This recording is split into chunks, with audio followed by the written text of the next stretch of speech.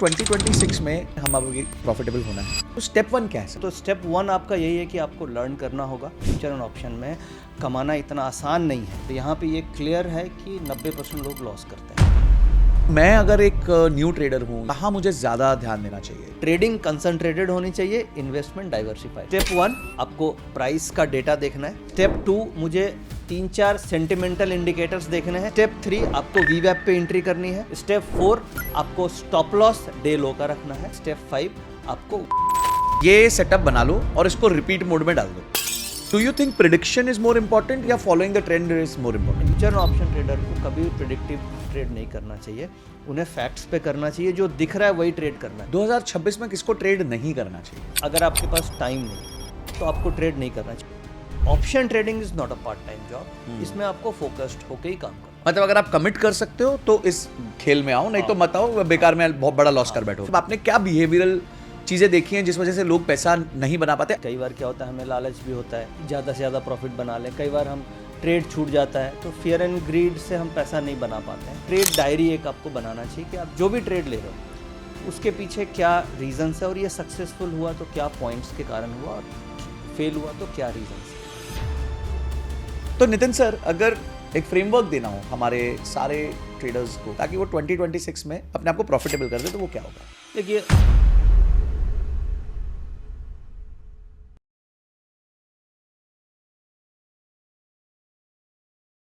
2026 आ गया है। आपके मन में होगा कि 2025 में तो मैंने ट्रेडिंग में प्रॉफिट नहीं बनाया, पर 2026 में मैं ऐसा क्या बदलूं कि मेरे लाइफ में मैं एक प्रॉफिटेबल ट्रेडर बन पाऊं। 2026 में हो सकता है आप पहली बार लाइफ में ट्रेड लेने वाले हो, तो आपके मन में बहुत शंकाएं हैं कि मेरे पास क्या स्टेप्स होने चाहिए जिससे मैं एक प्रॉफिटेबल ट्रेडर बन सकूं। और इस बात के लिए मैं आपके सामने आज लेके आया हूं मिस्टर नितिन मुरारका को, जो कि हेड रिसर्च है एसएमसी में। उनका 20 साल से ज्यादा का एक्सपीरियंस है निफ्टी में ट्रेड करने का, और उनको निफ्टी के निशानेबाज के नाम से बहुत अच्छे से जाना जाता है। तो आज के एपिसोड में मैं उनके साथ डिस्कस करने वाला हूं कि एक बिगिनर हो या फिर आप एक लूजिंग ट्रेडर हो तो आपको कैसे अपनी स्ट्रैटेजी को बदलना चाहिए, कौन से वो स्टेप्स लेने चाहिए जिससे आप धीरे धीरे प्रॉफिटेबल हो सकते हैं। उसके अलावा आपको पता होना चाहिए कि डेटा कैसे स्कैन कर सकते हैं, और डेटा के साथ साथ इमोशंस को कैसे स्कैन करना चाहिए। आपको अपना डेली रूटीन कैसे बनाना है, एक पॉजिटिव ट्रेड सेटअप कैसे बनाना है, इमोशंस को कैसे कंट्रोल करना है ताकि जब आप हार जाएं तो फिर आप निराश ना हो, और अगर आप जीत जाएं तो बहुत ज्यादा उत्साहित ना हो।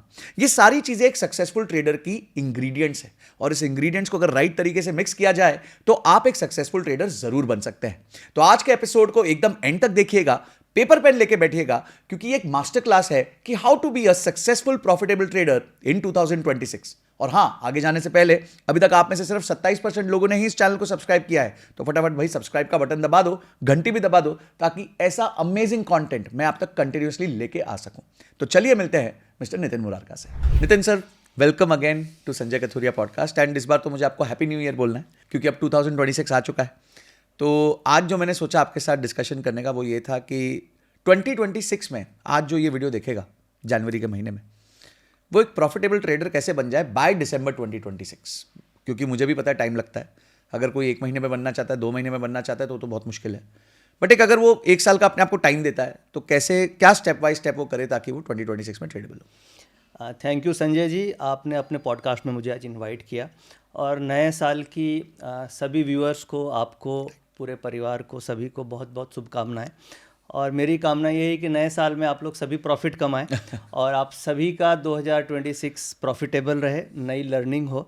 और इसी ऑब्जेक्टिव के साथ आज हम लोगों ने ये वीडियो भी बनाया है जी। तो आज हम लोग डिस्कस करेंगे कि 26 में किस तरीके से सिंपली आप प्रॉफिटेबल हो सकते हैं, बड़े सिंपल तरीके से, और एक अच्छा रिटर्न बना सकते हैं जी। तो उसके लिए 2026 मुझे ऐसा लगता है कि काफ़ी एडवांस ईयर होगा। एडवांस का मतलब, जैसे हम लोग सभी जान रहे हैं कि आजकल सब कुछ एल्गो से होने लग गया है। एल्गोरिथमिक ट्रेडिंग हो गई, हम लोग सभी चैट जीपीटी यूज़ करने लग गए हैं, एआई आ गई, तो एफआईज हैं, उनका भी फ्लो काफ़ी तरीके से इंडियन मार्केट्स में आ रहे हैं और मार्केट का आप लेवल भी देख रहे हो कि 26,000 से ऊपर है जी। तो 2026 में हम सभी को अपनी स्किल्स को डेवलप करना होगा, अपने इमोशंस को कंट्रोल करना होगा, हमारे पास प्रॉपर ट्रेडिंग सेटअप होना चाहिए कि हम किस तरीके से ट्रेड करें। तो कुछ ऐसे पॉइंट्स हैं जिसके बारे में हम लोग समझेंगे और उन सबको प्रोसेस को फॉलो करते हुए हम लोग 2026 में प्रॉफिटेबल होने की कोशिश करेंगे कि कैसे हो सकते हैं। वो एक स्टेप है, धीरे धीरे आप आगे बढ़ते रहेंगे और प्रॉफिटेबल हो सकते हैं। ग्रेट। तो सर आगे जाने से पहले मैं पूछना चाहूँगा 2025 कैसा रहा? 2025 बहुत फैंटास्टिक ईयर रहा। Okay. हम सभी इंडियंस के लिए, हम सभी ट्रेडर्स के लिए, इन्वेस्टर्स के लिए, क्योंकि ओवरऑल मार्केट कंसोलिडेट की, बट अभी देखेंगे तो हम लोग नए हाइस की तरफ ही है मार्केट। हमारी इकोनॉमी भी ग्रो कर रही है। रिसेंट जीडीपी जो नंबर्स आए वो 8.2 के आसपास है, तो ग्रोथ इकोनॉमी है। बहुत सारे गिफ्ट भी गवर्नमेंट की तरफ से मिले हम सभी को, जैसे जीएसटी आप देखिए कम हुई, तो ओवरऑल इकोनॉमी के लिए अच्छी रही। संजय जी आपके लिए भी बहुत अच्छा रहा होगा 2025 क्योंकि आपका चैनल आज से 1.5 साल पहले आपने स्टार्ट ही किया था और वो 1 मिलियन प्लस हो गया, तो इसके लिए आपको बधाई। तो 2025 सभी के लिए अच्छा रहा, ट्रेडर्स के लिए भी अच्छा, नई लर्निंग रही हम सभी के। आपके पॉडकास्ट में बहुत नई लर्निंग सभी ने सीखी, तो सबके लिए बहुत अच्छा रहा और वी से कि 2026 और इससे अच्छा होने वाला है। Great sir. आपके जो लास्ट पॉडकास्ट हमने किया था उसमें लोगों ने बहुत सराहाया। हमने एक 5 स्टेप फ्रेमवर्क भी दिया था, उसके ऑलमोस्ट 4 लाख के आसपास व्यूज़ हो चुके हैं। और आप जो बात करते हैं सर वो बहुत ग्राउंड पे बात करते हैं और बहुत लॉजिकल बात करते हैं। That's why I love inviting you again and again कि हम इस पर और चर्चा करते रहें। तो सर 2026 में जो है हम अभी प्रॉफिटेबल होना है, तो स्टेप 1 क्या है सर, कि हमें पहली चीज़ क्या समझनी चाहिए? चाहे अगर हम ऑलरेडी एक ट्रेडर हैं या आज मैं ट्रेडिंग स्टार्ट करना चाहता हूँ, मेरे को पता ही नहीं ट्रेडिंग के बारे में, तो कैसे मैं अपनी जर्नी को स्टार्ट कर सकता हूँ? देखिए, अगर हम फ्यूचर ऑप्शंस करना चाह रहे हैं तो उसमें क्या है, हमें किसी न किसी तरीके से टेक्नोलॉजीज़ को अपने ट्रेडिंग में इम्प्लीमेंट करना होगा, क्योंकि आज के दिन में मैनुअली पॉसिबल नहीं है कि आप डेटा एनालाइज कर सकें, डेटा पे डिसीजन ले सकें, इमोशंस को कंट्रोल कर सकें। क्योंकि जितने भी एफआईज हैं या जो बड़े प्लेयर्स हैं उनको आप देखेंगे तो वो डेटा ड्रिवन ट्रेडिंग कर रहे हैं, AI driven, algo driven trading कर रहे हैं। और जहाँ तक रिटेल्स की बात है, छोटे ट्रेडर्स हैं, वो एक इमोशन या ट्रेड्स को देख के, चार्ट्स को देख के ट्रेड कर रहे हैं। और अभी भी बहुत सारे ऐसे लोग हैं जो जिनके पास ना चार्टिंग है ना कोई डेटा है ट्रेडिंग करने के लिए। तो सबसे इम्पॉर्टेंट है कि आप अपनी ट्रेडिंग में किसी तरीके से डेटा ड्रिवन अप्रोच होना चाहिए। चार्टिंग बेस्ड आपको ट्रेडिंग करनी चाहिए कि आपको ट्रेंड का आइडिया हो, उसके लिए आप कोई ना कोई चार्ट्स आपके पास हों। और लर्निंग इंपॉर्टेंट है कि आप अगर लर्निंग करते हो तो स्टेप 1 आपका यही है कि आपको लर्न करना होगा और उसके लिए आपको कुछ सॉफ्टवेयर्स अगर चाहिए तो लेने होंगे, क्योंकि देखिए एक इन्वेस्टमेंट है, चाहे ट्रेडिंग व्यू से करें या कहीं से भी करें, तो वो एक इन्वेस्टमेंट करते हुए, लर्निंग लेते हुए, फिर आपको स्लोली, आप मान लो थोड़ा इन्वेस्टमेंट करते हैं, स्टेप 1 ट्रेडिंग स्टार्ट करते हैं, फिर प्रॉफिटेबल जर्नी होती है तो स्टेप 2 आप इंक्रीज कर सकते हैं, अपने स्केल अप कर सकते हैं। और कैसे करना है, तो मान लीजिए सपोज कीजिए मेरे पास 10 लाख का फंड है फॉर एग्जाम्पल, और मैं चाहता हूं कि मैं 2026 में प्रॉफिटेबल रहूं। तो एक तो ये पक्की बात है कि 10 लाख के फंड को पूरा का पूरा फ्यूचर ऑप्शन में मत लगाइए, क्योंकि फ्यूचर ऑप्शन रिस्की है और यहाँ पे ये क्लियर है कि 90% लोग लॉस करते हैं। तो ये हमेशा हमें माइंड में रखना है कि फ्यूचर एंड ऑप्शन में कमाना इतना आसान नहीं है। हम कमाना चाहते हैं बट वहाँ पे रिस्क भी है। तो कुल मिला के अगर मान लीजिए मेरे पास 10 लाख का फंड है तो 50% फंड आपको SIP है या ETF है, इनमें इन्वेस्ट कर देना चाहिए। बाकी जो 50% बचे उसमें से आप ये मान के चलें कि 20% फंड्स से आप इक्विटी इन्वेस्टमेंट कर सकते हैं, यानी कि अच्छे स्टॉक्स कभी आपको लगा, जैसे मान लीजिए रिलायंस है, इन्फोसिस है, TCS है, उन स्टॉक्स में आप ले करके थोड़ा इन्वेस्टमेंट कर सकते हैं।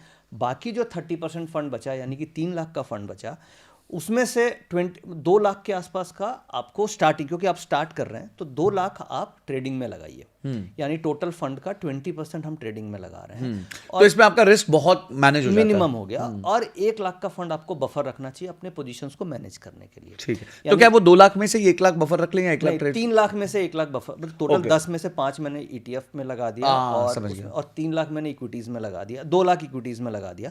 मेरे पास 3 लाख बचे, 3 लाख में मैंने 2 लाख स्टार्टिंग कर रहा हूँ, तो 2 लाख से यानी 20% ऑफ द फंड से मैंने स्टार्ट किया और 1 लाख पोजीशन मैनेजमेंट के लिए रखना पड़ेगा। अभी गलती गलती क्या होती है कि सारा का सारा मार्जिन हम लोग ट्रेडिंग में लगा देते हैं और एक भी गलत ट्रेड हो गया तो पूरा फंड वाइप आउट हो जाता है। तो आप क्योंकि आप स्टार्ट कर रहे हैं और आपका देखिए ऑब्जेक्टिव क्या है कि 2026 में मुझे पूरे साल में प्रॉफिट बनाना है, तो उससे क्या, जब आप इक्विटी में इन्वेस्टेड रहेंगे तो वहाँ से आप मान के चलो 14-15% आपको CAGR पूरे साल का बन गया। अगर आपने 2 लाख रुपया ट्रेडिंग में लगाया, मैं मान के चलता हूँ वर्स्ट केस में आपको 50% का लॉस भी हो गया, तो 2 लाख की कैपिटल 1 लाख होगी, तो वो आपको कवर अप कर देगा इक्विटी और SIP और इन्वेस्टमेंट से। तो कम से कम आपका मेंटल जो बैलेंस है वो खराब नहीं होगा और आप फिर भी ब्रेक इवन पे रहेंगे। और आपने अगर प्रॉफिट बना लिया तो फिर आपकी कैपिटल ग्रो कर जाएगी। तो इसलिए स्टार्टिंग फेज में ऐसा नहीं है कि हमें पूरा ट्रेडिंग में डालना है, धीरे धीरे स्टेप 1 स्टेप 2 फॉलो करते हुए आप आगे बढ़ सकते हैं। तो सर अभी हम आते हैं अगले पॉइंट पे कि जो हमें ट्रेडिंग करनी है, आपने कहा डेटा के साथ करनी है, इमोशंस के साथ नहीं करनी है, तो क्या वो डेटा पॉइंट्स है जो हमारे को ट्रैक करने चाहिए डेली बेसिस पे जब हम ट्रेड कर रहे हैं? देखिए, अगर हम से इंट्राडे या ऑप्शंस में ट्रेड कर रहे हैं तो ऑप्शन में प्राइस पैटर्न सभी लोग देखते हैं, charting most of the traders हैं वो चार्ट्स देखते हैं, बट ऑप्शन जो ट्रेड होती है उसमें सेंटिमेंट्स का बहुत बड़ा हाथ होता है। ठीक है, तो हमें सेंटिमेंटल इंडिकेटर पे फोकस करना चाहिए, क्योंकि ये जो हम पॉडकास्ट कर रहे हैं इसमें कुछ हम डिफरेंट सीखने की कोशिश करें, तो इसमें हम सेंटिमेंटल इंडिकेटर्स क्या क्या मेनली मोस्ट इंपॉर्टेंट है उसके ऊपर ध्यान देना चाहिए। एक तो मार्केट में ऑप्शंस का डेटा होता है जिसे हम PCR रेशियो बोलते हैं, वो आगे हम डिटेल में समझेंगे कि कैसे हमें यूज़ करना है।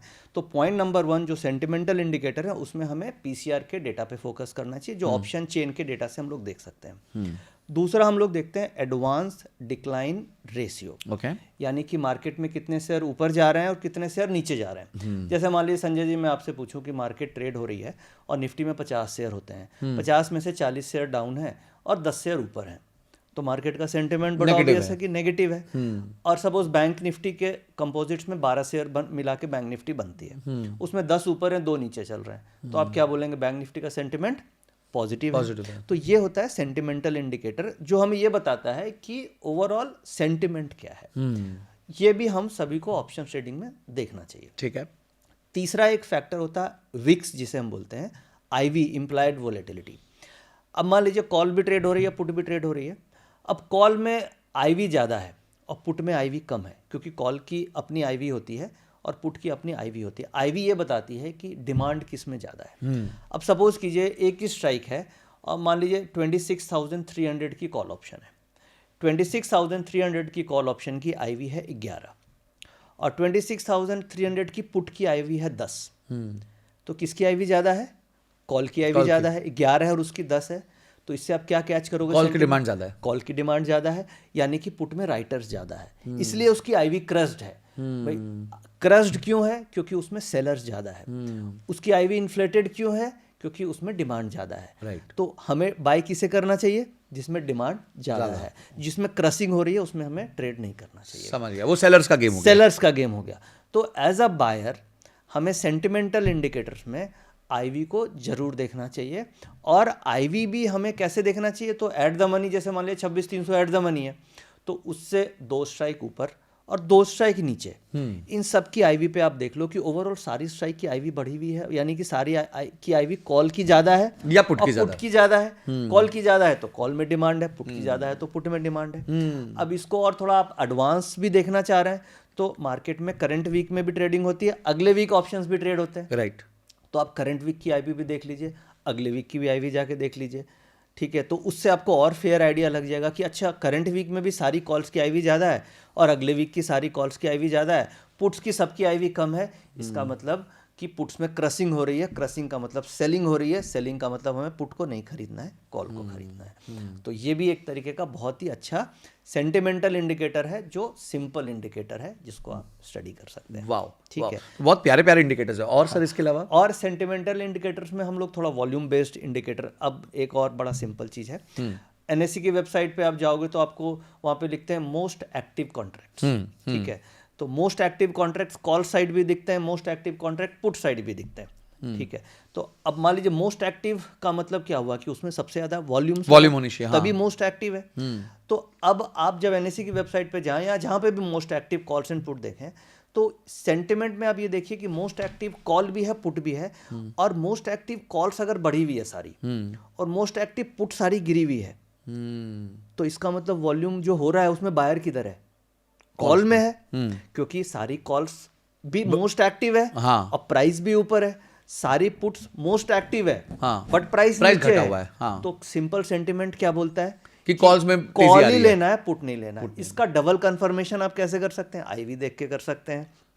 इसका डबल कंफर्मेशन आप एडवांस डिक्लाइन देख के कर सकते हैं। इसका ट्रिपल कंफर्मेशन आप पीसीआर देख के कर सकते हैं। तो ये जो 4 पॉइंट्स मैंने बताए सेंटिमेंटल इंडिकेटर, इसे अगर आप प्राइस ट्रेंड के साथ इंक्लूड कर दें कि सपोज प्राइस का तो हम सभी देखते हैं कि भाई प्राइस हायर हाइज बना रहा है या लोअर लोज बना रहा है, प्राइस का क्या ट्रेंड लग रहा है, या सिंपल आप एक मूविंग एवरेज प्राइस पे लगा लो, मूविंग एवरेज के ऊपर है तो मोटा मोटी प्राइस का ट्रेंड मान लिया आपने ऊपर है इंट्राडे में। उसके साथ ये चारों सेंटिमेंट इंडिकेटर्स आपने देख लिए और इसमें से 4 में से मान लो 3 एक साइड है, कभी कभी ऐसा होता है कि चारों एक साइड नहीं हो, 3 भी एक साइड है, तो आपको ये तो समझ में आ जाएगा कि सेंटिमेंट्स पॉजिटिव है और प्राइस का ट्रेंड पॉजिटिव है, तो मुझे कॉल साइड ट्रेड करना है। तो ये सब सिंपल इंडिकेटर्स हैं जो हम लोग यूज़ करते हैं, और आप पॉडकास्ट जो देख रहे हैं आप इसको यूज़ कीजिएगा तो मुझे लगता है कि 2026 आपका प्रॉफिटेबल होना पक्का है। तो सर पहला स्टेप तो हो गया कि अगर आपको अपना 2026 प्रॉफिटेबल करना है तो सिर्फ प्राइस एक्शन नहीं, प्राइस एक्शन के साथ साथ सेंटिमेंट का भी ध्यान रखना बहुत जरूरी है। ऑप्शन में सेंटिमेंट ही सब कुछ है, क्योंकि मार्केट में सेंटिमेंट मतलब पैसा अगर हम लोग कमाते हैं तो हमारा डोपामाइन हाई रहता है, हाई होता है, और लॉस होता है तो डोपामाइन डाउन हो जाता है। तो वही सेंटिमेंट है, दैट इज कॉल्ड सेंटिमेंट, कि अगर हम प्रॉफिटेबल हैं, सही कर रहे हैं, तो सेंटिमेंट उसी हिसाब से मूव करती है। तो आपको ये देखना है कि किस तरीके से मार्केट में सेंटिमेंट्स मूव कर रहे हैं और हमें उसी सेंटिमेंटल डेटा के साथ ट्रेड करना चाहिए। सर इसके बाद जैसे आपने बताया डेटा, प्राइस और सेंटिमेंटल डेटा, अब इशू क्या होता है कि हमारे पास लाखों इंस्ट्रूमेंट्स है ट्रेड करने को, लाखों मतलब थोड़ा ज़्यादा बोल दिया, बट बहुत सारे इंस्ट्रूमेंट्स है ट्रेड करने को। आपके पास निफ्टी है, बैंक निफ्टी है, सेंसेक्स है, स्टॉक्स है जिसको आप ट्रेड कर सकते हो। ठीक है, स्टॉक्स में मंथली एक्सपायरी होती है, but end of the day उस पर भी ऑप्शंस लिखे जा सकते हैं, खरीदे जा सकते हैं। तो मैं अगर एक न्यू ट्रेडर हूँ या मैं अपना स्ट्रैटेजी बदलना चाहता हूँ इस साल ताकि मैं ज़्यादा प्रॉफिटेबल हूँ, तो कहाँ मुझे ज़्यादा ध्यान देना चाहिए? बहुत बढ़िया पॉइंट आपने पूछा। अब जैसे क्या है कि इन्वेस्टमेंट कर रहे हैं तो वहाँ पे तो हम लोग बोलते हैं कि आपका डाइवर्सिफाइड पोर्टफोलियो होना चाहिए, क्योंकि जब आप इन्वेस्टमेंट करते हैं तो रिस्क डाइवर्सिफिकेशन इंपॉर्टेंट है। बट जब आप ट्रेडिंग करते हैं तो मुझे कंसंट्रेटेड पोर्टफोलियो होना चाहिए। अच्छा, क्योंकि फोकस होता है जब आप मान लो ट्रेड कर रहे हैं और आप निफ्टी में भी ट्रेड कर रहे हैं, रिलायंस की ऑप्शंस भी कर रहे हैं, सेंसेक्स भी कर रहे हैं, बैंक निफ्टी भी कर रहे हैं, फिन निफ्टी भी कर रहे हैं, तो उस केस में आपको डेटा पे फोकस करना टफ हो जाता है, क्योंकि आपको सभी का डेटा देखना है, आपको रिलायंस के भी सारा डेटा पॉइंट देखना है, क्योंकि जब आप ट्रेडिंग करते हैं तो वहाँ पे स्टेक आपके हाइज होते हैं, क्योंकि आपकी लिवरेज पोजीशन होती है और डिसीजन काफ़ी फास्ट लेना होता है। तो जब आप ट्रेडिंग करते हैं तो आपका कंसंट्रेटेड फोकस्ड इंस्ट्रूमेंट होना चाहिए। जैसे कि मान लीजिए मैं केवल निफ्टी में ट्रेड करता हूँ और मैं हर दिन निफ्टी में ट्रेड करूं, तो मैं एक ही किक बार बार प्रैक्टिस कर रहा हूं और लाखों बार करूं तो मेरी एक्यूरेसी बढ़ती चली जाएगी, तो आप ब्रूस ली बन जाओगे इसमें। करेक्ट। तो एम आपका ट्रेडिंग से प्रॉफिट कमाना है तो आप इंस्ट्रूमेंट बहुत सारा मत रखो। आप मान लीजिए एक निफ्टी रख ली और स्टॉक्स करना है तो एक दो अच्छे स्टॉक्स आपने सेलेक्ट कर लिया कि मुझे रिलायंस पे फोकस करना है, और रिलायंस का सारा डेटा आप स्टडी कर रहे हो, सुबह शाम जो स्टडी कर रहे हो रिलायंस करो, उसकी न्यूज़ करो। इससे फ़ायदा क्या होगा कि आपकी पकड़ अच्छी होगी, आपको पता रहेगा कौन से मेजर सपोर्ट लेवल है, कौन से मेजर रेसिस्टेंस लेवल है, कहाँ पे कैसे रिएक्शन होता है, कौन सी स्ट्राइक मुझे लेनी है, आपको पूरी दिमाग में याद हो जाएगी। तो ट्रेडिंग कंसंट्रेटेड होनी चाहिए, इन्वेस्टमेंट डाइवर्सिफाइड। ब्यूटीफुल, क्या बात है। तो गोल्डन स्टेटमेंट हो गई कि इन्वेस्टमेंट को डाइवर्सिफाई करिए और ट्रेडिंग को एकदम कॉन्सेंट्रेटेड कर लीजिए। रोज इंस्ट्रूमेंट्स मत बदलिए, क्योंकि एक इंस्ट्रूमेंट के बिहेवियर को अंडरस्टैंड करने में आपको टाइम लग जाता है। ग्रेट। तो सर अब आ गए, हमने तय कर लिया, हमने डेटा देख लिया, सेंटिमेंटल देख लिया, और ये भी तय कर लिया मैं किस पे ट्रेड करने वाला हूँ। अब इंपॉर्टेंट चीज आती है कि मैं ट्रेडिंग सेटअप कैसे बनाऊं, कि मेरा ट्रेडिंग सेटअप कैसा होना चाहिए। देखिए, ट्रेडिंग सेटअप आपका हमेशा वैसा होना है जहाँ पे रिस्क कम से कम हो, ओके, और रिस्क टू रिवार्ड रेशियो बेहतर हो। अब ये क्या है, सुनने में तो लगता है कि थ्योरेटिकल कि हाँ पॉसिबल है कि नहीं है पता नहीं, बट जब हम ट्रेड करने जाते हैं तो इसमें बहुत सारी डिफिकल्टी मिलती है कि रिस्क टू रिवार्ड रेशियो मुझे 1:1 मिल रहा है या 1:2 मिल रहा है। थ्योरेटिकली तो ये बोला जाता है कि 1:2 का रिस्क रिवार्ड रेशियो होना चाहिए। मतलब एक अगर 2 रुपए का प्रॉफिट है तो 1 रुपए का लॉस हो मैक्सिमम। हाँ, बट क्या है, जब आप ऑप्शन ट्रेडिंग लाइव मार्केट में करते हैं तो ये कई बार ये रिस्क रिवार्ड रेशियो हमें मैच नहीं करता, हमें 1:1 या 1:1.5 से ही संतोष करना पड़ता है। तो ट्रेडिंग, जैसे आपने पूछा कि ट्रेडिंग सेटअप, तो ट्रेडिंग सेटअप पूरे इस ट्रेडर की जर्नी में सबसे इंपॉर्टेंट है। ट्रेडिंग सेटअप का मतलब हो गया मेरे अपने ट्रेडिंग रूल्स। तो जब भी आप ट्रेडिंग स्टार्ट कर रहे हैं तो डेटा तो आपको चाहिए, बट आपके एक रूल्स होने चाहिए। जैसे मैंने अभी बताया कि ये 4 सेंटिमेंटल इंडिकेटर हम लोग यूज़ करते हैं। अब इसे हम लोग रूल और सेटअप में कन्वर्ट कैसे कर सकते हैं? मैंने एक चेकलिस्ट बना ली। तो सबसे पहले हम इंस्ट्रूमेंट सेलेक्ट करते हैं। हाँ, इंस्ट्रूमेंट मान लीजिए मैंने सेलेक्ट कर लिया कि मुझे निफ्टी में ट्रेड करना है, क्योंकि ये इंस्ट्रूमेंट मेरा फेवरेट है जिसके ऊपर मैं ट्रेड करता हूँ। आप निफ्टी के निशानेबाज हैं। तो अब मान लीजिए मैंने क्या किया, निफ्टी में पॉइंट नंबर 1 एक एक्सेल शीट में चेकलिस्ट बनाई। ठीक है। उसमें सबसे ऊपर पीसीआर डेटा क्या चल रहा है वो मैंने नोट डाउन किया। तो मेरा एक तो रूल नंबर 1 है कि मैं 11 बजे के बाद ही ट्रेड लेता हूँ। Oh lovely. उसका रीज़न ये है कि मार्केट में डेटा बन जाए और डेटा को देख करके समझ के हम ट्रेड लेंगे तो ट्रेड बेटर होगा। तो ट्रेडिंग सेटअप हम यहाँ पे बनाने की कोशिश कर रहे हैं। आपने कोई भी एक ट्रेडिंग सेटअप बनाया कि चलो मुझे 11, 11:30, 10 बजे के बाद ट्रेड लेना है, तो वो आपका रूल नंबर 1 हो गया। रूल नंबर 2 जैसे मैंने डिस्कस किया, पीसीआर का डेटा। तो चेकलिस्ट में हम एक्सेल शीट में पीसीआर डेटा लिख लिए और वहाँ पे आपने 1 से ऊपर है या 1 से नीचे है, ये लाइव मार्केट में आप देख सकते हैं और आपने देख लिया। दूसरा हम नोट डाउन करते हैं 11 बजे कि एडवांस डिक्लाइन रेशियो क्या चल रहा है। तो एडवांस डिक्लाइन रेशियो में जैसे निफ्टी का देख लिया, बैंक निफ्टी का देख लिया, ठीक है, फिन निफ्टी का देख लिया। और जब आप एनएससी की वेबसाइट पे जाते हैं तो एनएससी की वेबसाइट पे आपको ये दिखती है। ये कहाँ पे दिखती है मैं आपको दिखा देता हूँ ताकि हमें और अच्छे से समझ में आ जाए कि कैसे हमें इसको देखना है। अब जैसे ये एनएससी इंडिया की वेबसाइट है और यहाँ पे देखिए निफ्टी 50 ऊपर लिखा आ रहा है, ये निफ्टी 50 आ रहा है ना। अब मान लीजिए मैंने निफ्टी 50 पे क्लिक किया तो अब देखिए यहाँ पे आपको नीचे एडवांसिंग कितने दिख रहे हैं? 19 और डिक्लाइनिंग कितने हैं? 29। तो जिस वजह से मार्केट नीचे ओवरऑल सेंटिमेंट डाउन दिख रहा है मुझे। हाँ। ठीक है, तो ये एक एक्सेल पे हमने नोट कर लिया। ठीक है। अब इसके अलावा देखिए यहाँ पे निफ्टी नेक्स्ट 50 आ रही है, इसमें कितने आ रहे हैं? Advancing 24, declining 26। तो ये अप्रोक्सिमेटली बराबर है, बैलेंस्ड ठीक है। तो इस तरीके से यहाँ पे बहुत सारे इंडेक्स मिलते हैं, जैसे बैंक निफ्टी है, फिन निफ्टी है। तो मोस्टली हम लोग ये 4 ही देखते हैं। निफ्टी 50 क्योंकि इसमें निफ्टी के मेन 50 स्टॉक हो गए। निफ्टी नेक्स्ट 50 का मतलब 50 और नेक्स्ट वाले, अगले वाला, पर ये भी लार्ज कैप है। हाँ, ये भी लार्ज कैप है। फिर निफ्टी बैंक बहुत इंपॉर्टेंट है और निफ्टी फाइनेंशियल सर्विसेज ये बैंक का ही पार्ट हो गया। तो ये 4 मेनली हम लोग फोकस करते हैं और इसका एडवांस डिक्लाइनिंग जनरली देख सकते हैं आप।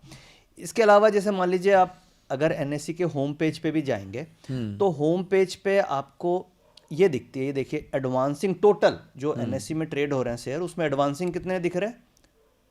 1527 और डिक्लाइनिंग कितने? 1555। तो बराबर है, बराबर सा है। सेंटिमेंट, ये ओवरऑल सेंटिमेंट बैलेंस न्यूट्रल दिखा रहा है, न्यूट्रल दिखा रहा है। ठीक है, तो ये बहुत इंपॉर्टेंट है कि जब सेंटिमेंट ओवरऑल न्यूट्रल होगा तो मार्केट के चांसेस होंगे थोड़ा थीटा डीके होगी, टाइम वैल्यू होगी, मार्केट साइडवेज चलेगी। तो अगर आप ऑप्शन राइटर हैं तो ये डेटा देख के वो ऐसा अच्छा दिन होगा जब आप स्ट्रैडल सेलिंग कर सकते हैं। समझ गया। ठीक है, जब आप ऑप्शन मान लीजिए आप स्ट्रैडल सेलर ही हैं, ठीक है, बट आप ये डेटा देख रहे हैं कि एडवांसिंग यहाँ पे है 2000 और डिक्लाइनिंग यहाँ पे है 1000, तो आप स्ट्रैडल भी सेलिंग अगर आपको करनी है तो उसको टिल्टेड स्ट्रैडल करेंगे, यानी कि कॉल कम बेचेंगे, पुट ज्यादा बेच देंगे। ठीक है, जिसे ब्रोकन स्ट्रैडल बोल सकते हैं। तो इस तरीके से कर सकते हैं। अगर आप बायर हैं तो बेसिकली आपका व्यू पॉजिटिव है। हाँ। तो ये एक बहुत अच्छा इंडिकेटर है जो एनएससी की वेबसाइट पे सभी के लिए अवेलेबल है। इसके अलावा हम लोग अभी जैसे बात किए थे मोस्ट एक्टिव कॉन्ट्रैक्ट्स की, तो यहाँ पे आप देख पा रहे हैं स्क्रीन पे कि मोस्ट एक्टिव कॉल्स दिख रही है मुझे और मोस्ट एक्टिव पुट दिख रही है। और ये डेटा जो है, ये डेटा हम लोग डिस्कस कर रहे हैं 28 नवंबर का। तो मोस्ट एक्टिव कॉल्स जो दिख रही है वो चेंजेस क्या दिख रही है आपको सारे संजय जी? नेगेटिव दिख रहे हैं, हाँ। और पुट्स भी क्या दिख रही है? नेगेटिव दिख रहे हैं। इसका मतलब क्या हुआ? थीटा डीके लगा हुआ, थीटा डीके हुआ। यानी कि अगर किसी भी दिन आपको ऐसा दिखता है कि कॉल्स भी नेगेटिव है और पुट्स भी नेगेटिव है तो उस दिन एज अ बायर दूर हो जाओ, कुछ मत लो, ना कॉल लो ना पुट लो। बट आपके पास अगर आप स्ट्रैडल ट्रेडिंग कर रहे हैं, आप सेलिंग कर रहे हैं, तो आप स्ट्रैडल बेच के चलो, स्ट्रैंगल बेच के चलो, कमा लोगे कुछ। तो कमाने का हर तरीके से तरीका है, वही आपको सीखना है। तो 2026 में आपको ऐसा नहीं है कि हमेशा बायर ही बनना है। आपको वे आउट पता होना चाहिए कि कौन से सिचुएशन में मुझे कौन सी स्ट्रेटजी लगानी है। पर अगर आपके पास कैपिटल नहीं है तो मार्केट से दूर हो जाओ फिर। हाँ, फिर आप कैपिटल के बिना तो देखिए रिटर्न नहीं है, बिजनेस करना है तो कैपिटल चाहिए, चाहिए तभी पैसा बन सकता है। राइट, बट आपको ये पता है कि ऐसा है तो मुझे ये स्टेप्स लेने हैं और ऐसा डेटा है तो मुझे ये स्ट्रेटजीज करनी है। तो जैसे मान लीजिए यहाँ पे हम ऑप्शन बाइंग नहीं करेंगे क्योंकि आप कॉल लोगे तो भी नुकसान होगा, पुट लोगे तो भी नुकसान होगा। तो ये एक तरीके का सेंटिमेंटल इंडिकेटर है जो आप एनएससी की वेबसाइट पे देखते हैं। तो ये इस तरीके से आपका जब हम यहाँ पे स्ट्रैटेजी बिल्डअप कर रहे हैं तो हमने एक्सेल शीट बना ली, वहाँ पे एडवांस डिक्लाइन लगा लिया। अब मान लीजिए आईवी देखनी है जो हम लोगों ने डिस्कस किया। अब आपके मन में आएगा आईवी आप कैसे देखोगे, तो वो भी आपको एनएससी की वेबसाइट पे फ्री में मिलती है। कैसे मिलती है, अब यहाँ पे देखिए ऑप्शन चेन दिख रही है स्क्रीन पे। मैं ऑप्शन चेन पे चला जाता हूँ और ऑप्शन चेन पे जैसे हम लोगों ने बात करी थी 26,300 की, तो अब 26,300 की स्ट्राइक दिख रही है यहाँ पे। इसके ऊपर मैंने क्लिक कर दिया, ठीक है। ये आप अपने मोबाइल में खोल के भी देख सकते हो क्योंकि एनएससी की वेबसाइट में कहीं भी दिख जाती है। अब आप देखिए आईवी आ रही है, कॉल्स की आईवी क्या दिख रही है, सारी कॉल्स की 8 से 8:15, 9:30, 9 ये सारे। और पुट्स की आईवी कितनी दिख रही है मुझे, ये एवरेज अगर आप कम दिख रही है। करंट वीक की देखेंगे तो कितनी है, करंट वीक की ये 8 है और पुट की 6 है। 6 है, तो इसका मतलब कॉल में ज्यादा बायर्स है, बायर है, पुट में सेलर है। तो ये भी अब सेंटिमेंटल इंडिकेटर मुझे क्या बोल रहा है कि तेजी आ सकती है। हाँ ओके। तो अब मैंने एक चेकलिस्ट तैयार करते हैं। चेकलिस्ट नंबर 1 कि प्राइस डेटा तो आप देख लोगे उसका क्या है, उसका भी मैं आपको अभी सिखा दूंगा कि प्राइस कैसे देखना है। ठीक है। तो एक तो प्राइस का चेकलिस्ट हो गया, ठीक है। दूसरा सेंटिमेंट का चेकलिस्ट में हम लोग फर्स्ट देखेंगे पीसीआर डेटा। पीसीआर डेटा क्या होता है, पीसीआर डेटा ऑप्शन चेन से निकलता है, वो भी मैं इस जगह पे आपको सिखा देता हूँ कि पीसीआर कैसे देखेंगे। ये ऑप्शन चेन पर सर यहाँ पीसीआर जो है डायरेक्टली नहीं दिखता है। नहीं, डायरेक्टली नहीं देखता है, उसका इम्बैलेंस से आप निकाल सकते हैं। डायरेक्टली देखने के लिए तो आपको कोई ना कोई सॉफ्टवेयर तो सब्सक्राइब वो करना कौन सा पड़ेगा। टूल ले सकते हैं सर? हाँ, उसके लिए देखिए एक तो हम लोग जैसे एसएमसी से हैं, हाँ। तो एसएमसी में हमारी रिसर्च टीम ने एक प्रोडक्ट बनाया है एसएमसी ऑटो ट्रेंडर। ओके। तो ऑटो ट्रेंडर के अंदर हम लोगों ने ये सारे फीचर्स उसमें इम्प्लीमेंट। तो ये मेरी चेकलिस्ट वहां पे मुझे मिल सकती है? हाँ, आपको वहाँ पे मिल जाएगी, आपको वहाँ पे एडवांस डिक्लाइन भी मिल जाएगा, आपको वहाँ पे पीसीआर का डेटा भी मिल जाएगा, ओके। वहाँ पे आपको आईवी वगैरह भी मिल जाती है, सारे ग्रीक्स मिल जाते हैं। तो ये सारी चीज़ें हम लोगों ने ऑटो ट्रेंडर के अंदर इनकॉर्पोरेट कर दी है। Can we see that tool? ठीक है। तो यहाँ पे हमें ग्राफ फॉर्म में भी डेटा मिलता है। ठीक है। अब जैसे निफ्टी देख रहे हैं हम, बैंक निफ्टी, मान लो मैं सेंसेक्स देखना चाहता हूँ। आजकल सेंसेक्स की भी बहुत हाँ, अच्छा काफी volume डिमांड हो है, रहा राइट। और थर्सडे को एक्सपायरी, तो मैंने इसको सेंसेक्स में कन्वर्ट कर दिया। तो आप देखो निफ्टी के साथ मेरे को सेंसेक्स का भी डेटा दिख रहा है। अब मान लो मुझे फिन निफ्टी देखना है तो मैं इसके साथ फिन निफ्टी भी देख सकता हूँ। अरे ओके। ठीक है। तो देखिए फिन निफ्टी का डेटा नेगेटिव दिखा रहा है। तो आप सिंगल क्लिक के साथ सारा डेटा पॉइंट देख सकते हैं। आपको मान लो एफआईज का डेटा देखना है कि भाई एफआईज का क्या हालचाल चल रहा है, वो बुलिश हैं, ऑप्शंस में वो क्या कर रहे हैं, तो ये डेटा भी आप देख सकते हैं। सेक्टर्स के बारे में आपको समझना है कि कौन से सेक्टर स्ट्रांग है, उस सेक्टर के कौन से स्टॉक स्ट्रांग है, ये सारी data. So for example stocks में कुछ देखते हैं, जैसे हम ऑटो सेक्टर देखते हैं। हाँ, तो मैं ऑटो में चलता हूँ। तो ऑटो में देखिए मेनली अभी सबसे स्ट्रॉन्गेस्ट जो आ रहा है, आप देख सकते हैं ऊपर एमएनएम इंट्राडे में सबसे स्ट्रॉन्ग है, एमएनएम और हीरो मोटो। और ऑटो में से सबसे वीकेस्ट मुझे मारुति दिख रहा है, क्योंकि आप देखिए ये रैंकिंग है बेसिकली 1 to 8 में स्ट्रेंथ रैंकिंग हमें दिख रही है। Okay. तो मेनली जब हम ट्रेडिंग करें तो हमें लीडर्स पे ही बेट करना चाहिए। या अगर कई बार क्या होता है वो सेक्टर चल रहा है बट उस सेक्टर के सारे घोड़े नहीं चलते हैं, तो जो लीडर है उसके ऊपर बेट करने से पैसा मुझे फटाफट मिलता है। Sure. तो ये बेसिकली क्या है, ये सॉफ्टवेयर आपको लाइव मार्केट में डिसीजन मेकिंग काफी आसान कर देगा कि अच्छा ये सेक्टर चल रहा है। इनफैक्ट आप ये भी पकड़ सकते हो, तो आप ये समझ सकते हैं कि अगर मैं ये पूरा चेक करूं वापस, अगर आप नीचे जाएं तो उसी में, तो मैं ये कह सकता हूं Mahindra and Mahindra, hero Motors, Ashok Leyland, यही 3 जो हैं 15 minute, 30 minute, 60 minute daily weekly. तो जो ट्रेडिंग है इसी में हो रही है। इससे और अच्छी चीज दिखाता हूं आपको। सबसे पहले ये पकड़ना होगा कि कौन सा सेक्टर स्ट्रांग है और उसके बाद उस सेक्टर का स्ट्रांगेस्ट कौन सा स्टॉक है। तो वो भी यहाँ पे हमें दिखती है। देखिए ये देखिए सबसे टॉप पे कौन सा सेक्टर आ रहा है, ऑटो आ रहा है। ठीक है, ऑटो और मोटा मोटा आप मान लो फार्मा, ऑटो फार्मा, ये दोनों स्ट्रॉन्गेस्ट है। तो अब मुझे आज के दिन में अगर बेट करना है तो मैं केवल ऑटो और फार्मा पे ही करूंगा। मैं किसी भी कंडीशन में एनर्जी जो नीचे आ रहा है उस पर बेट नहीं करूंगा। या फिर मैं एनर्जी पे बेट करूंगा तो पुट ले लूंगा सर, पुट ले लूंगा। यहाँ पे एक और लर्निंग सिखाता हूँ आपको। अगर एनर्जी नीचे चल रहा है इसका मतलब रिलायंस में वीकनेस है, उस दिन मार्केट नहीं चलेगी। अरे वाह, ठीक है। This is again a sentimental indicator and a different kind of trade, क्योंकि जो रिलायंस एनर्जी का वेटेज ही निफ्टी में करीब 15% के आसपास है। मान लीजिए एनर्जी सबसे नीचे दिखती मुझे 9th नंबर पे, 8th नंबर पे मुझे दिखता बैंक निफ्टी, ठीक है, और 7th नंबर पे मुझे दिखता आईटी। ठीक है, और मुझे तो उस top- दिन तो निफ्टी का बैंड बज गया है। उस दिन निफ्टी का बैंड बजने वाला है, आप दबा के पुट खेल सकते हो। तो ये भी एक इंडिकेटर, बहुत ही यूजफुल इंडिकेटर है, Beautiful. जो मार्केट की स्ट्रेंथ के हिसाब से आपको और live सब market एक ही पे- जगह पे मिल रहा है। सब एक जगह पे मिल रहा है। ब्यूटीफुल ठीक ब्यूटीफुल। है। और सर इस टूल को कैसे अवेल किया जा सकता है? इसके लिए एसएमसी से आपको सब्सक्रिप्शन लेना होगा। एसएमसी ऑटो ट्रेडर सब्सक्राइब आप करेंगे तो हम लिंक दे देते तो हैं। लिंक दे देंगे, तो उससे आप सब्सक्रिप्शन कर सकते हैं। Done, ठीक है। done. इसके But this is a अंदर beautiful बहुत सारे tool जो- फीचर्स हैं। Okay. अब जैसे मान लीजिए मैंने ऑटो ही बताया, अब ऑटो के अंदर जाएंगे तो ऑटो के सारे स्टॉक्स कौन से लीडर हैं वो आप देख सकते हैं। जैसे Okay. आपने बोला मुझे पुट लेना है, तो चलो मैं एक बार एनर्जी में जाके देखता हूँ कि एनर्जी में कौन सा सबसे वीकेस्ट है। हाँ। ठीक है, आपको क्यूरियोसिटी आ रही होगी तो आप देख, तो एनर्जी में देखेंगे तो सबसे वीकेस्ट में अगर रैंकिंग की जाए तो नहीं, बीपीसीएल सबसे नीचे आ रहा है 8th पोजीशन पे। अच्छा, पर ये एनर्जी नहीं है, ऑयल एंड गैस है। ऑयल एंड गैस वो बेसिकली एनर्जी पार्ट ही हो अच्छा, गया। अच्छा, अच्छा, okay. ठीक है, तो ये बेसिकली बीपीसीएल वीकेस्ट आ रहा है। एनर्जी में रिलायंस बहुत ज्यादा नहीं, सॉरी हाँ, नीचे ये आ गई रैंकिंग, इसमें गेल वीकेस्ट आ रहा है। ठीक है, और रिलायंस फिर भी स्ट्रांग ही आ रहा है। बट ये है कि एनर्जी वीक होने का मतलब है कि ओवरऑल निफ्टी का सेंटिमेंट उस दिन वीक रहेगा। वीक है। इसके साथ अगर बैंक निफ्टी आ गई तो और सोने पे सुहागा, क्योंकि एचडीएफसी का सबसे बड़ा वेट है। बिल्कुल। तो इस तरीके से आप इस डेटा पॉइंट्स को यूज कर सकते हैं। Perfect perfect. और इसके अलावा जैसे हम बात कर रहे थे कि एनएससी की वेबसाइट में भी आप देख सकते हैं, ऐसा नहीं है कि आपको खाली ऑटो रेंडर से ही मिलेगा।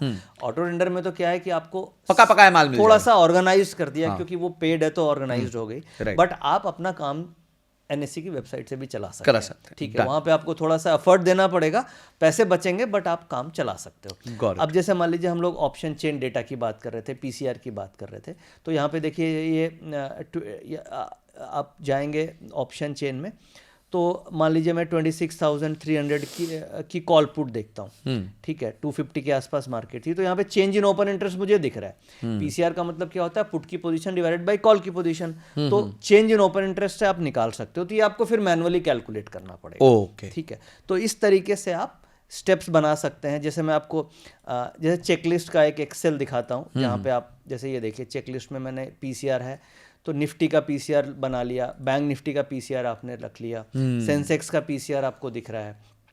ठीक है, तो ये एक तरीके से सेल सिग्नल दिख रहा है मुझे। मान लीजिए मैंने एडवांस डिक्लाइन यहाँ पे बना रखा है। ठीक है, निफ्टी 50 का कितना है, 19 एडवांसिंग, 31 डिक्लाइनिंग, नेट 12 डिक्लाइनिंग है। इसका जो रेशियो आ रहा है 0.61 आ रहा है। बैंक निफ्टी इक्वल है। सेंसेक्स कितना है, 11 एडवांसिंग, 19 डिक्लाइनिंग आ रहा है। ठीक है, फिर निफ्टी सारा अगर मैंने देखा तो ज्यादातर मुझे क्या दिख रहा है, डिक्लाइनिंग दिख रहा है। ठीक है, पीसीआर भी मुझे नेगेटिव दिख रहा है। तो फिर तो चेकलिस्ट में आपको क्या आ गया, सेंटिमेंट्स नेगेटिव है। बाकी आप आईवी वगैरह देख लिया, तो इसको इसके बेसिस पे मुझे पुट ऑप्शन ट्रेड करना है। ठीक है, तो ये आपका सेटअप्स हो गए। अब मान लीजिए मुझे पुट ऑप्शन लेना है, तो वहां पे आता है कि कब लेना है। ठीक है, तो आपने मान लीजिए यहाँ पे स्ट्राइक सेलेक्ट कर ली कि मुझे 26,300 की पुट लेनी है, क्योंकि इसी का डेटा हम लोग देख रहे हैं। अब 26,300 की पुट ऑप्शन में, क्योंकि मैं सिंपल तरीके से आपको बताने की कोशिश कर रहा हूँ, तो यहाँ पे हम लोग एक वीवैप यूज कर सकते हैं। ओके, जिसे हम बोलते हैं वॉल्यूम वेटेड एवरेज प्राइस। वीवैप का मतलब क्या हो गया कि जो भी वॉल्यूम्स हो रहे हैं वो किस एवरेज पे वॉल्यूम हो रहे हैं, उसे हम वीवैप बोलते हैं। ठीक है, कि अगर एफआईज भी वॉल्यूम कर रहे हैं, एक रिटेल भी कर रहा है, तो उसकी एवरेज निकल गई। और एक हम सिंपल मूविंग एवरेज यूज कर लेते हैं, which is a 20 period moving average, simplicity के लिए। तो यहाँ पे आप देखिए मैंने ये पुट में लगा रखा है, ये जो ब्लू लाइन है दिस इज अ वीवैप, और ये जो रेड पिंकिश लाइन है this is a moving average. ठीक है, पुट। और आपको एंट्री कहाँ पे करनी है, जब भी वीवैप और मूविंग एवरेज के आसपास हो तो वहां पे पुट ऑप्शन लेना है। अब हम लोगों ने पुट ऑप्शन क्यों लेना है इस देश को, क्योंकि डेटा हमने सब समझा अभी, सेंटिमेंट्स भी नेगेटिव, एडवांस डिक्लाइन भी नेगेटिव, पीसीआर भी नेगेटिव, आईवी भी नेगेटिव, तो मुझे सेंटिमेंट समझ में आ गया कि नेगेटिव है। हाँ। अब मैं प्राइस एक्शन पे आता हूं, तो प्राइस एक्शन में ये पता हो गया कि पुट लेना है, क्योंकि नेगेटिव है। हाँ। अब क्वेश्चन आता है कि पुट किस लेवल पे लेना है, कहाँ लेना है। ठीक है, तो कभी भी ऑप्शंस में हमें ब्रेकआउट ट्रेडिंग नहीं करनी चाहिए कि आपने रेसिस्टेंस पे ले लिया, फोमो में ले लिया, जंप करके ले लिया वहां पे ऑप्शंस में, क्योंकि टाइम वैल्यू होती है। तो ऑप्शंस में हमेशा आप कोशिश कीजिए कि आपको वीवैप के आसपास जो फेयर वैल्यू है वहां पे लेने की। अब देखिए ये जो चार्ट है, यहाँ पे आपने 2-3 अटेम्प्ट आपने किया होता, एक आप मान के चलो कि आपको 12 बजे के आसपास एक वीवैप पे ट्रेड मिला, क्योंकि हमें 11 बजे के बाद ट्रेड लेते हैं। तो ये देखिए ये प्राइस था 113 और यहाँ से ये प्राइस कितना गया 135। ठीक है, दूसरा ट्रेड फिर आपको मिला, तो ये 2-3 ट्रेड आपको इस तरीके से मिल गए। राइट, लास्ट में आपने अगर अटेम्प्ट किया तो लास्ट में ये 6-7 पॉइंट का लॉस हो गया होगा अपने को, बट 2 ट्रेड प्रॉफिटेबल मिले। तो ये क्लियर समझ में आ गया कि कैसे एंट्री करनी है। राइट, क्योंकि ऑप्शन में एंट्री और इंपॉर्टेंट है आपके डेटा एनालिसिस से, क्योंकि अगर आप मान लो डेटा में सही भी हो, आपने पकड़ लिया कि मार्केट नीचे जाएगी, बट अगर आपने गलत लेवल पे एंट्री कर लिया तो ऑप्शंस में टाइम वैल्यू डिके हो जाएगा। इसलिए एंट्री हमेशा वीवैप एंड फेयर वैल्यू पे करनी है। तो एंट्री क्लियर हो गई, सेंटिमेंट इंडिकेटर्स मेरे क्लियर हो गए।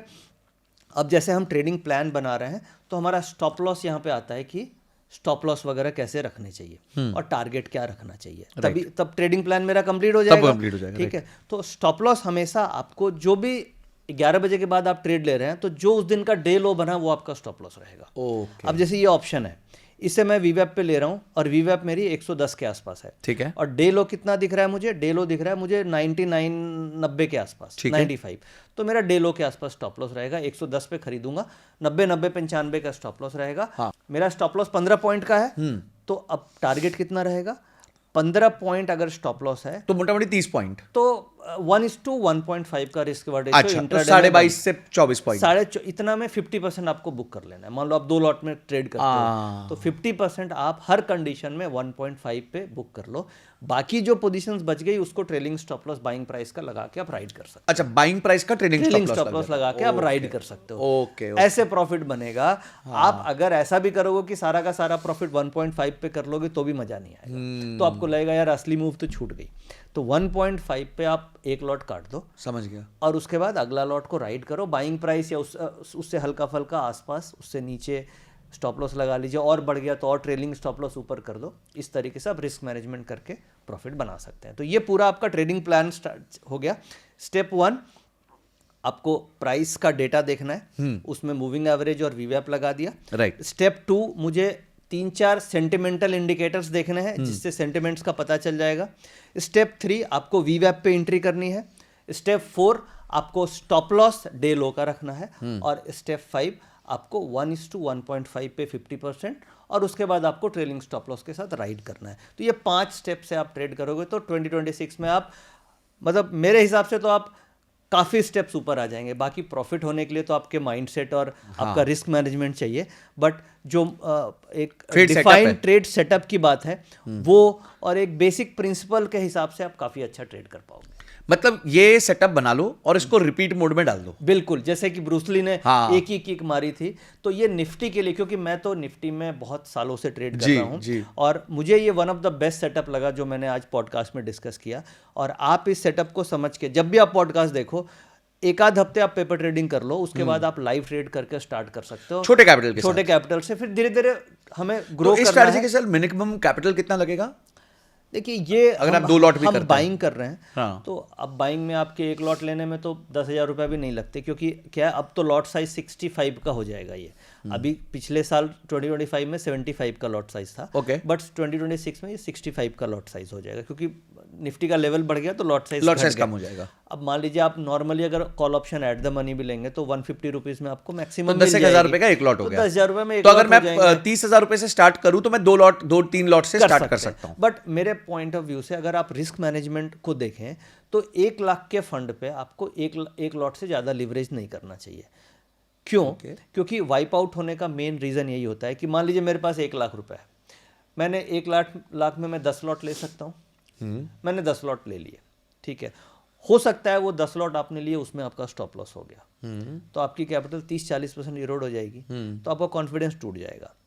तो शुरुआत में आप 1 लाख के फंड पे केवल 1 लॉट करो, ठीक है। फिर 1 महीने आप अगर प्रॉफिटेबल हो जाएं तो अगले महीने 2 लॉट कीजिए, फिर अगले महीने भी प्रॉफिटेबल हो गए तो अगले महीने 3 लॉट कर दीजिए। तो मैक्सिमम 1 लाख पे 3-4 लॉट से ज़्यादा लिवरेज नहीं करनी चाहिए, और फिर धीरे धीरे बिल्ड करना है, जैसे हम 1-1 महीने करके बढ़ाते चले जाएं। मान लो आपको लॉस हो गया किसी महीने, तो आप 3 से 2 पे आ जाइए। ऐसा नहीं है कि 3 से 4 कर दिए, क्योंकि रिस्क मैनेजमेंट ज़्यादा इंपॉर्टेंट है। बहुत ब्यूटीफुल। और हमें एक वीकली लॉस का भी एक रखना चाहिए सेटअप। जैसे मान लीजिए मैं ट्रेड कर रहा हूँ, मुझे एक दिन में 5% ऑफ माई कैपिटल लॉस हो गया, तो फिर आप उस दिन ट्रेड बंद कर दो। आप अगर रिवेंज ट्रेडिंग करोगे कि यार मुझे 5% लॉस हो गया, कवर अप करना है, और लॉस हो जाएगा, तो आप एक ये भी रूल बनाइए कि मुझे एक दिन में मेरे कैपिटल का, मान लीजिए अगर से 1 लाख है तो 5,000 रुपये का लॉस हो गया, मेरा स्टॉप लॉस हिट हो गया, तो मुझे ट्रेड नहीं करना है। या बैक टू बैक 2 ट्रेड आपके गलत चले गए तो भी ट्रेड मत करो। या वीक में आपको 10% का एक फिक्स स्टॉप लॉस होना चाहिए। गया। तो इस तरीके से आप चल सकते हो। Got it.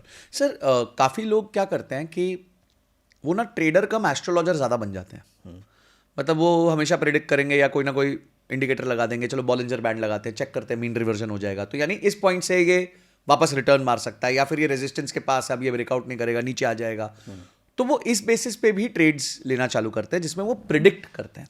तो do you think prediction is more important या following the trend is more important? ये बहुत बड़ा ब्लंडर है, क्योंकि जब आप प्रिडिक्शन करते हैं तो आप माइंड में एक सेटअप ऑलरेडी डेवलप कर चुके होते हैं कि मार्केट ये होने वाली है। जो ऑप्शन फ्यूचर ऑप्शन ट्रेडर है उसको न्यूज़ भी नहीं देखनी चाहिए, क्योंकि जब आप न्यूज़ देखेंगे तो न्यूज़ तो वही आती है जिसमें टीआरपी होने के चांसेस होते हैं। और आप अगर न्यूज़ देखेंगे तो आपका हमेशा बायस्ड हो जाएगा उस न्यूज़ की तरफ। हमेशा ऑप्शन फ्यूचर ऑप्शन ट्रेडिंग हमें फैक्ट्स पे करनी चाहिए। मान लीजिए आपने एक प्रिडिक्टिव लगा ली कि मार्केट ऊपर जाएगा, ये पॉजिटिव न्यूज़ फ्लो है, but advance decline ratio negative चल रहा है। आईवी बोल रहा है कि मार्केट नीचे जाएगी, वॉल्यूम्स बता रहे हैं कि मार्केट में दम नहीं है, करेक्ट, ठीक है। आईवी जो क्रस है या फिर पीसीआर डेटा बोल रहा है कि ऑप्शन राइटर्स कॉल्स में ज़्यादा है, और न्यूज़ बोल रही है कि पॉजिटिव न्यूज़ है। तो आपको तो फैक्ट्स पे ट्रेड करनी है ना, क्योंकि न्यूज़ तो कभी भी हर पल कुछ भी होता रहेगा, बट फैक्ट्स जो मार्केट के हैं वो तो पैसे पे बन रहे हैं। आज ओपन इंटरेस्ट क्यों बनता है, तो उसमें कैपिटल लग रही है। तो फ्यूचर ऑप्शन ट्रेडर को कभी प्रिडिक्टिव ट्रेड नहीं करना चाहिए, उन्हें फैक्ट्स पे करना चाहिए, जो दिख रहा है वही ट्रेड करना है। और एक बात, अगर मैं इंट्राडे ऑप्शन ट्रेड कर रहा हूँ तो मुझे केवल प्रेजेंट को देखना चाहिए, न कि फ्यूचर, न कि पास्ट। पास्ट का एक आइडिया रखना चाहिए कि ओवरऑल ट्रेंड क्या है।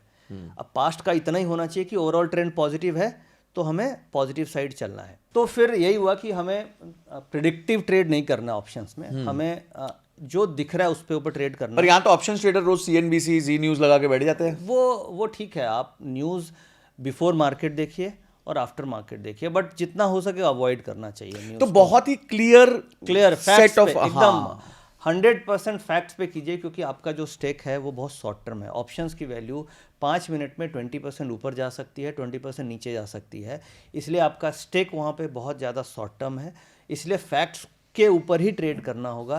तभी आपने देखा होगा कि हम लोगों ने अभी पॉडकास्ट में डिस्कस किया कि हम ट्रेड 11 बजे के बाद करते हैं। क्यों? क्योंकि जो प्रेजेंट का फैक्ट है वो 9:15 बजे से 11 बजे तक बनता है।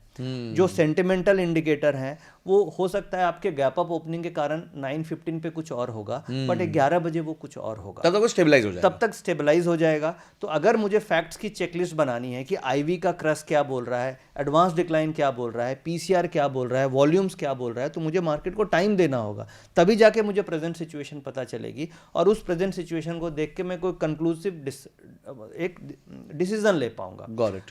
तो उसमें आपकी एक्यूरेसी हमेशा अच्छी आएगी, आप 70% तक एक्यूरेट हो पाओगे इस मॉडल पे। सर देखिए, अब एक रिवर्स क्वेश्चन पूछना चाहता हूँ, 2026 में किसको ट्रेड नहीं करना चाहिए? 2026 में अगर आपके पास टाइम नहीं है, ओके, मतलब कि आप आपका कोई ऑप्शन मार्केट को फुल टाइम नहीं देख सकते हैं, तो आपको ट्रेड नहीं करना चाहिए। उसका रीज़न बताता हूँ। अभी मार्केट है 26,000 से ऊपर जी, ठीक है। अब मान लो कोई एक स्टॉक का एग्जांपल, रिलायंस का भाव अगर 26,000 हो जाए तो आपकी हिम्मत होगी खरीदने की? बहुत मुश्किल होगी। बहुत मुश्किल होगी। अभी जैसे एमआरएफ है 1.5 लाख 2 1.5 लाख। तो क्या होता है, जब भी किसी प्रोडक्ट का बेस बड़ा हो जाता है वहाँ पे रिटेल्स का पार्टिसिपेशन कम होने के चांसेस होते हैं, क्योंकि उसमें 1% की मूवमेंट 250-300 पॉइंट की मूवमेंट हो गई। तो इंट्राडे में अगर मैं फ्यूचर ऑप्शन कर रहा हूँ और आधे % की मूवमेंट बहुत सिंपल है, कभी भी आ सकती है, तो 150 पॉइंट के मूवमेंट में मेरे ऑप्शंस के प्रीमियम ऊपर से नीचे हो जाएंगे, मेरा पोर्टफोलियो ऊपर नीचे हो सकता है। तो उसके लिए आपको पिन पॉइंट पकड़ना होगा और उसके लिए आपको फोकस्ड होना पड़ेगा। तो अगर 2026 में आपको लगता है कि नहीं, आप टाइम नहीं दे सकते, आप रिस्क नहीं ले सकते, आपका माइंडसेट रिस्क टेकिंग नहीं है, आप इमोशनल हो जाते हो, आपको फियर एंड ग्रीड तंग करता है, आप कई बार फोमो में ट्रेडिंग ले लेते हो, तो फिर आपको इन्वेस्टमेंट की तरफ जाना चाहिए। जैसे आप एसआईपी कर दो, ईटीएफ में लगा दो, इंडेक्स फंड है, इंडेक्स फंड, क्योंकि क्या है 2026 में आउटलुक हम लोग को पॉजिटिव लग रहा है हर तरीके से। भाई जीडीपी नंबर्स भी अच्छे हैं, ग्लोबल इकोनॉमी भी ग्रो कर रही है, कोई चिंता वाली बात नहीं है, और आपको रिटर्न ही कमाना है तो आप इंडेक्स फंड में लगा के बैठ जाइए, आपको कम से कम लॉस तो नहीं होगा, अच्छा प्रॉफिट कुछ ना कुछ बन जाएगा। बट आप ट्रेडिंग करना ही चाह रहे हो तो एक तो आपको टाइम देना पड़ेगा। दूसरा सबसे इंपॉर्टेंट फैक्टर, आपको कोई ना कोई सॉफ्टवेयर चार्टिंग के लिए चाहिएगा ही चाहिएगा। बिना चार्ट देखे आप प्राइस प्रेडिक्ट नहीं कर सकते, बिना चार्ट देखे आप ट्रेंड प्रेडिक्ट नहीं कर सकते। तो मस्ट है कि आपके पास कोई ना कोई चार्टिंग सॉफ्टवेयर होना चाहिए, चाहे आप ट्रेडिंग व्यू लो, चाहे फैल्कन लो, चाहे स्पाइडर लो, बहुत सारे सॉफ्टवेयर्स होते हैं। सेकेंड, आपके पास डेटा एनालिसिस के लिए कोई ना कोई अच्छा टूल होना चाहिए जो आपको ऑटोमेटेड स्कैन करके दे दे। टेक्नोलॉजी अभी क्या है, जैसे हम लोग एनएससी में जाएंगे तो एक एक चीज़ को अलग अलग देखना पड़ेगा, बट जब आपके पास मान लीजिए एक ऐसा एक्सेल है जिसमें सारी चीज़ बन के आ रही है और आपके पास चेकलिस्ट बनी हुई है, जैसे क्या मतलब as much as possible automate करना है। ऑटोमेटेड हो, हाँ। डिसीजन मेकिंग फास्ट हो, हाँ। तो आप डिसीजन ले पाओ, आपका फोकस केवल एंट्री पे हो, तो आप प्रॉफिटेबल हो पाओगे। तो बेसिकली 2026 में आपको टेक्नोलॉजी को भी इम्प्लीमेंट करना होगा, डेटा को भी करना होगा, अपनी स्किल सेट भी बढ़ानी होगी, डिसिप्लिन भी लाना होगा, इमोशन भी कंट्रोल करना होगा।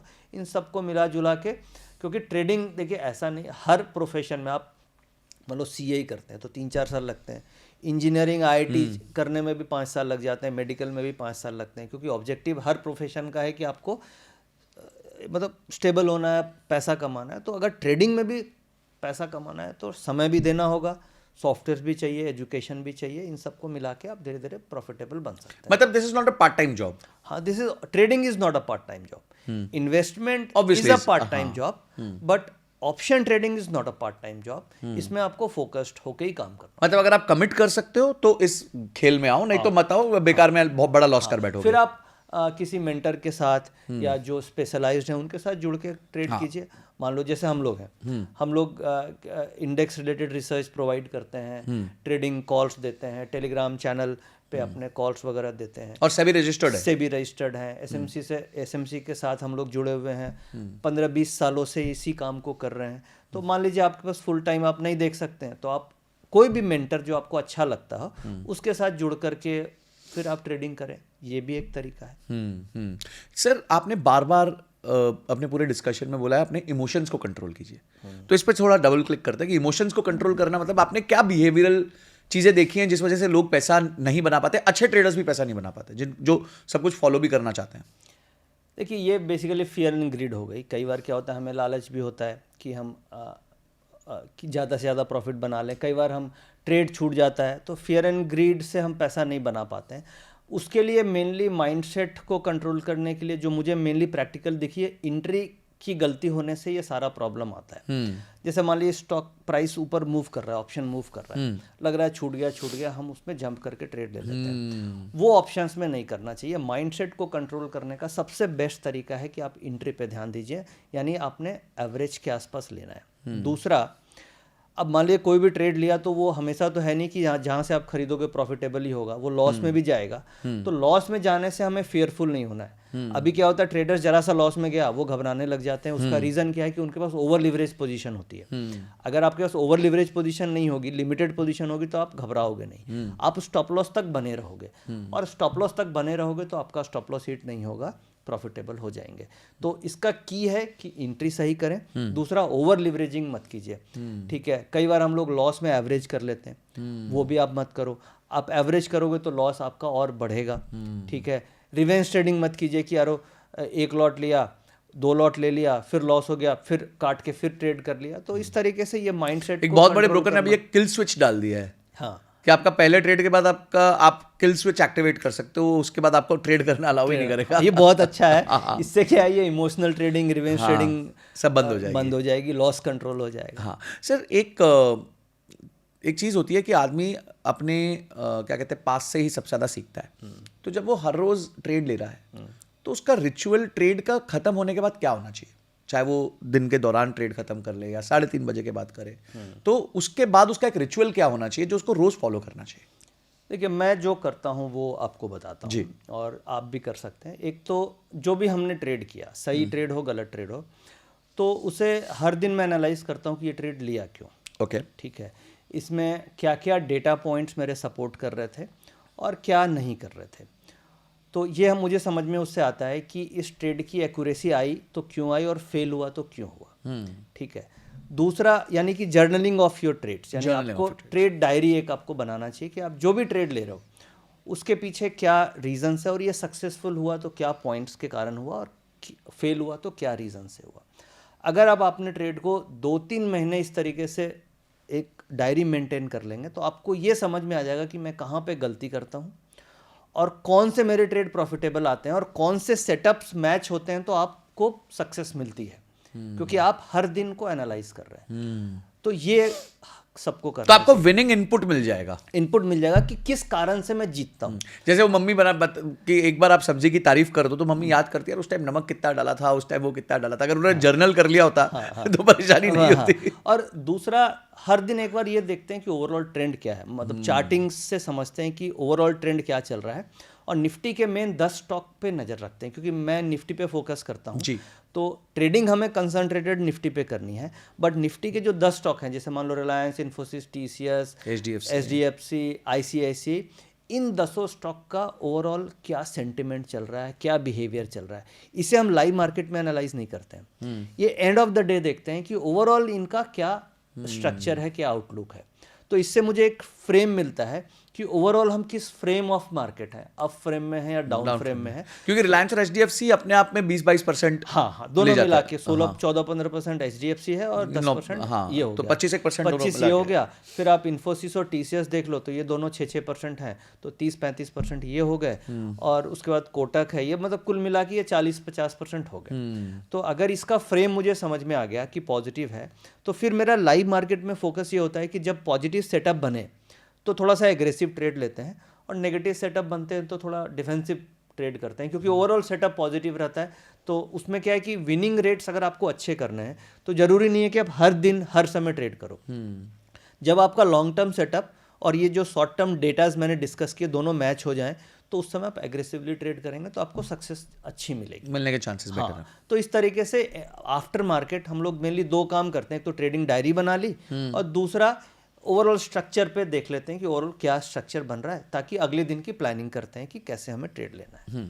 सर, एक ट्रेडर के लिए बहुत ज़्यादा अपने स्किल में निपुणता पाना, यानी कि इंटेलिजेंस पाना ज़्यादा ज़रूरी है या कंसिस्टेंसी ज़्यादा ज़रूरी है? बहुत वैलिड पॉइंट है। देखिए, ट्रेडर के लिए या किसी के लिए भी कंसिस्टेंसी ज़्यादा इंपॉर्टेंट है। जैसे मान लीजिए आप यूट्यूब में इतने अच्छे पॉडकास्ट बनाते हैं, बट आपकी कंसिस्टेंसी बहुत अच्छी है। आप हर वीक में एक दो अच्छे वीडियोस कंटेंट आते हैं। तो ग्रोथ के लिए कंसिस्टेंसी चाहिए। ट्रेडिंग के लिए आपको ये ज़रूरी नहीं है कि मुझे एक ही ट्रेड में 10% 15% आ जाए। सपोज कीजिए मैं हर वीक का 1% प्रॉफिट बना लूँ, 1%, तो साल का कितना हो गया? 52%। और मेरे पास 5 दिन मिलते हैं वो काम 5 दिन मिलते हैं। आप वो छोड़ो ना, मैं हर वीक का आधे % भी प्रॉफिट बना लूँ तो भी 24%, तो भी 26%, 26-27% होता है।